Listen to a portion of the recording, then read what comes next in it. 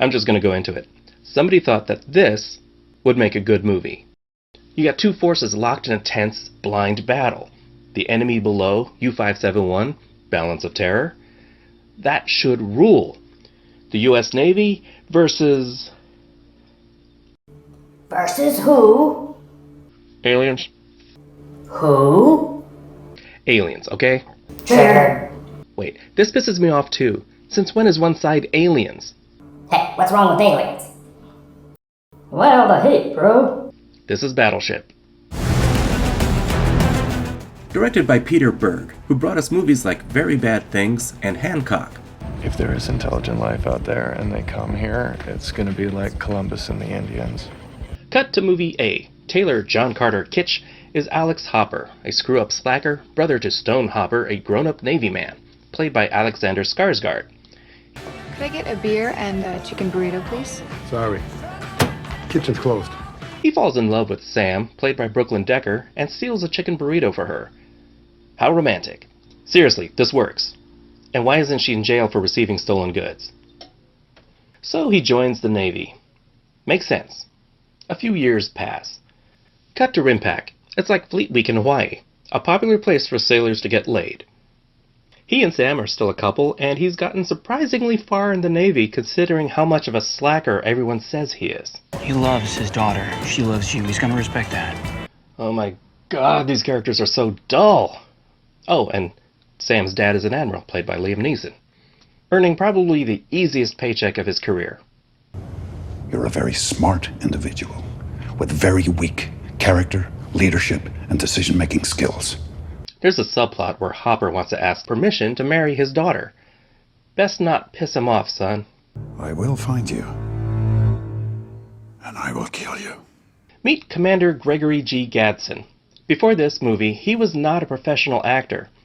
He's a veteran who really lost his legs. And he stayed in active duty for 2 years after that. And he's the only person here whose performance I buy. I lost my fight when I lost my legs. Movie B kicks in and aliens arrive.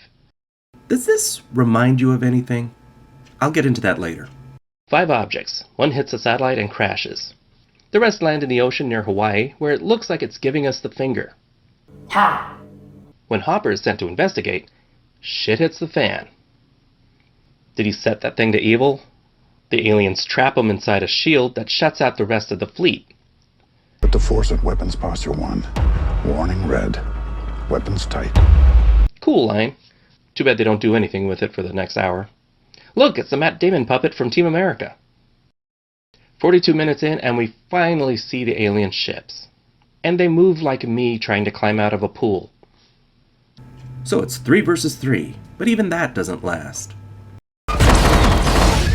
Putting it lightly, Stone's ship is hit. And that's a face that says, I done fucked up. And he is outta here. Screw-up Slacker is left in charge, kicking his character arc into gear. They briefly attack the bases on land with giant killer yo-yos. You sank my Little League game. We get the usual mayhem, shit is destroyed, nothing we haven't seen, honestly. You never really think about the people in those little plastic ships. And I completely forgot about this part. They fished one of the aliens out of the water. He seems almost dead. He's not dead. Why do aliens give you their life story when they touch you? I mean, this happened in Slither, too. Was it necessary to remind you that these guys mean us harm? Do they really think we need a reason to root for the good guys? You know what happens if I grab your face like that? I get a greasy hand. Now E.T.'s running amok on the ship. We take offense to that term. He has a name. We never learn his name. He probably has a family. We never see his family. This scene exists purely to give the characters a physical threat to deal with in person, because that's what's needed in a movie based on a game of long-distance combat. And of course, he's unstoppable, and tears through the crew like a chainsaw through a Comic-Con. But they take him out by sticking a really big gun in his face.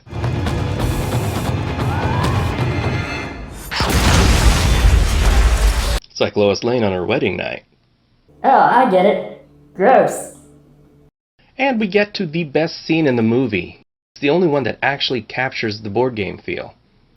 India 3-7. India, 3-7. Loaded. B4. Hit. Second coordinates, Romeo 2-6. Romeo 2-6. Fire! Oh, you struck my battleship. It feels good when they take out two of them. Their victory is short-lived when the killer yo-yos return and destroy their ship. They make it back to land, but the mothership is still out there. Now we get a battleship in a movie called Battleship. The USS Missouri, last seen in Under Siege, is currently a floating museum in Pearl Harbor, is miraculously converted into a fully armed and functional warship in what seems to be a couple of hours.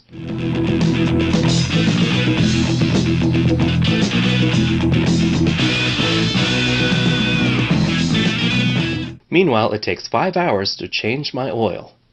We're all gonna die. Such an inspiring leader. Just not today. Let's drop some lead on those motherfuckers. I kinda like watching her blast the shit out of the, you-know-who. The shields go down and it's finally game over. Yay! And presumably all killed. Boo! It's not just a job, it's an adventure. Boo! And the Admiral apparently lets Hopper keep screwing his daughter. But if he breaks her heart... And I will kill you. And an after-credits scene nobody cares about, just in case this made enough money to warrant a sequel, which it didn't. And that was Battleship. You have the usual screw-up character who redeems himself arc. The effects look great. The ships, both human and otherwise, look genuine. The aliens are well modeled and animated, but it's all just so bland. The only actor who seems to be taking this seriously is Liam Neeson, and he's only in about 5% of the movie. You know who would have made a better lead? A better center to the story? This guy! It starts out with him not thinking he can fight anymore. Put him on that ship. Give him the psychological hurdles while taking on this alien fleet. By the end, he's a warrior once again. I know he gets a fight scene at the end, he beats up one of the aliens. I would have liked to have seen him front and center, because this guy was cool. Everyone else, they look nice. Sometimes singers transition to movies pretty well. Justin Timberlake can act. Rihanna... My dad said they'd come. Said it my whole life. It's 42 minutes before we see the aliens. But we have to stare at those faces from the start. Oh ha ha. The ship-to-ship combat is almost thrilling intense because the humans are just so overmatched. It's about as satisfying as watching a video game boss die while watching someone else play. We know nothing about the aliens. They hate bright lights, they have weird hands, they're a total mystery, and we learn pretty much nothing about them except for that plan with that weird face thing, which seemed ripped right out of Slither. But let's talk about the aliens for a moment. Hasbro talked about making their own cinematic universe, kind of like Marvel, only with G.I. Joe, Transformers, and, say, My Little Pony. This was a missed opportunity. Why aren't the aliens Decepticons? They kind of sound like them, they wreck shit like them, they land on Earth like them, and you can still have the Battleship theme, but with humans versus Decepticons. No Autobots. Even might have done better at the box office writing the Transformer coattails. But no, we get boring mystery aliens. There are some weird little flashes of compassion from the aliens, like they don't attack anything that doesn't seem to be an immediate threat. And that kind of adds a little layer to the aliens, but nothing is done with it. Battleship is the definition of stretching a premise to the breaking point. It's pretty to look at, but that's mostly it. Battleship gets a sinking 2 out of 5. It would have been a 1 if it weren't for this one scene which at least attempted to be Battleship. So, would you have preferred Decepticons to these aliens? Leave a comment below. This is TheNewBee, and as always, thanks for watching. You sank my battleship. Yay! And this is Battleship. This is Battleship. Ship. Why is it so hard to say ship? This is Battleship. This is Battleship.